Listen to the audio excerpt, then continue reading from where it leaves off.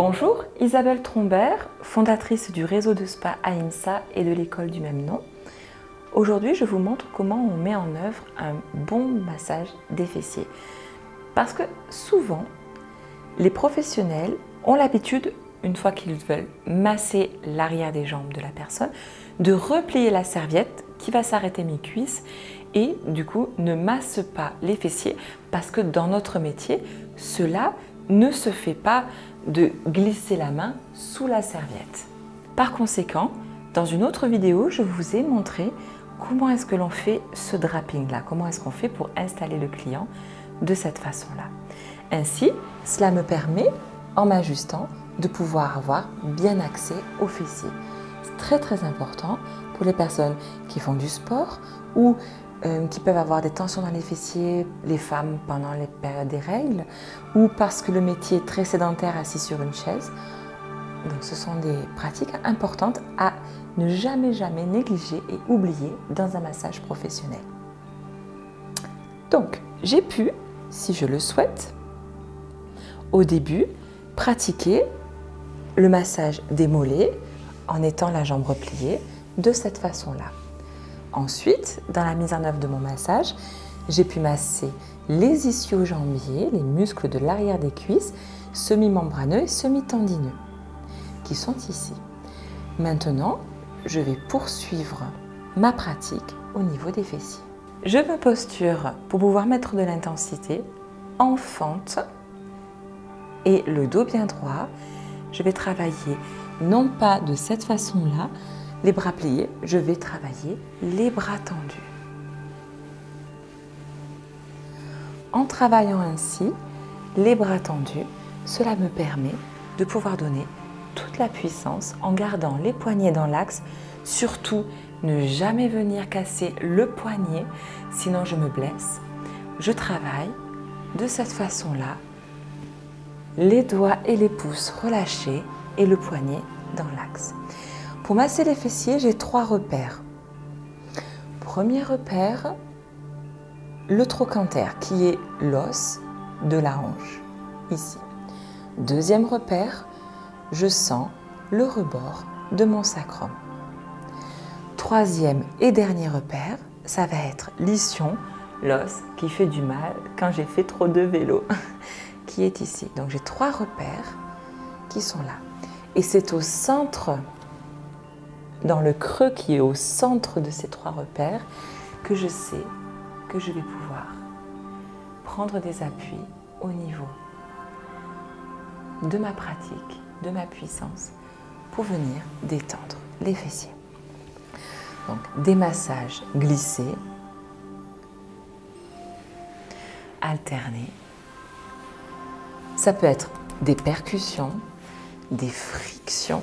Alors, friction très forte, ça peut être aussi le cas si c'est très tendu. Si je veux mettre beaucoup de pression, je peux replier la jambe et lorsque je vais rentrer le talon à l'intérieur, ça va relâcher. Lorsque je vais ouvrir le talon vers l'extérieur, ça va s'écarter et ça va me permettre d'accéder plus profondément aux muscles pyramidaux, cruraux qui sont sous les fessiers. Voilà, au niveau de la pratique, j'ai également le muscle du fascia lata, avec ici l'extenseur du fascia lata, mais je serai en bien meilleure posture en étant de l'autre côté pour pouvoir masser. J'ai également, si je me place de l'autre côté de la table, la possibilité de pouvoir venir faire les pétrissages. C'est très important en tant que masseur de ne jamais rester longuement dans la même position. Sinon, je peux crisper mes muscles et me fatiguer. Donc là, on est dans un massage des fessiers qui permet de terminer, de relâcher les insertions des ischio-jambiers et de détendre les fesses. Voyez, ainsi, ça c'est une partie du massage qui est souvent oubliée. Les masseurs sont un peu gênés, ne savent pas comment s'y prendre. Et c'est très important de le mettre en œuvre pour un massage qui relâche véritablement les tensions. Sinon, je passe à côté de toutes les tensions posturales qui peuvent tendre énormément le bas du dos. Lorsqu'une personne souffre d'une sciatique, plutôt que de venir insister dans son bas du dos et lui faire mal, déjà en lui relaxant l'arrière des cuisses et les fessiers, je peux déjà énormément lui faire du bien.